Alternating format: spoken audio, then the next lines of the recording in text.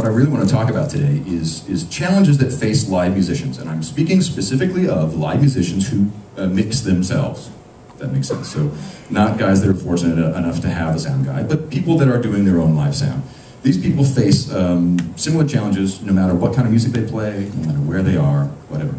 So if you think about those, for one, traditionally you need to be a pretty good sound guy to get consistently good results in different rooms. Acoustic environments are tricky, they're organic, they change.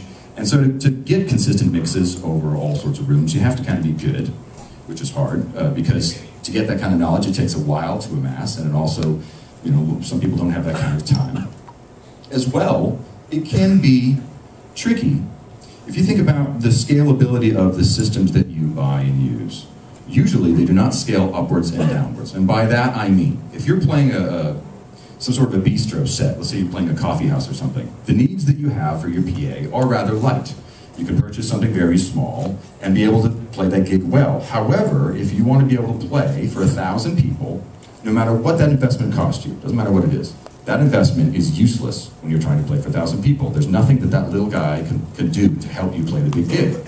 Conversely, if you have a PA that is able to do 1,000 people, 2,000 people, and you want to be able to take pieces out of that larger system and be able to take them down and play a coffee house gig, that doesn't work either, right? So we're talking about something that doesn't scale at all. In order to discuss this, what I'd like to do is to turn your attention over here to stage 1, which is our coffee house bistro stage. Coffee bean and tea leaf, Starbucks, whatever. Oh, Starbucks really doesn't have live guys playing unless it's Kenny G or something. Okay.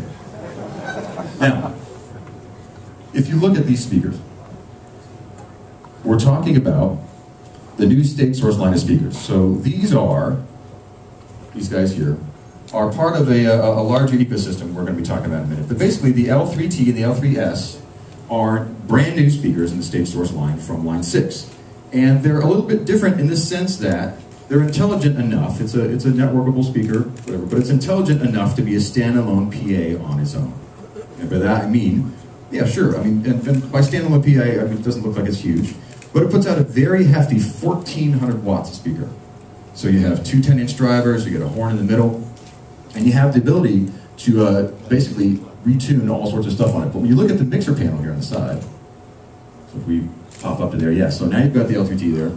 If you look at the mixer panel on the side, you can see that it has a full-featured 2-channel digital mixer built in.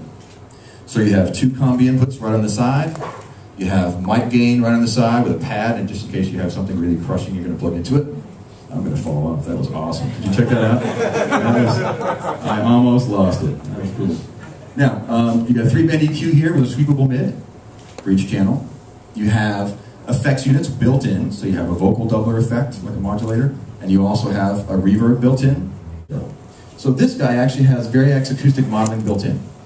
So if you have a traditional piezoelectric pickup in your guitar, and you plug it in and turn this guy on, you can dial in the amount of body size that you have for resonance, which is very, very cool. So it changes the world from that sort of plank of wood with the nylon strings wrapped across it that you normally hear in the coffee houses, and turns it into almost like a mic acoustic guitar sound, which is kind of great.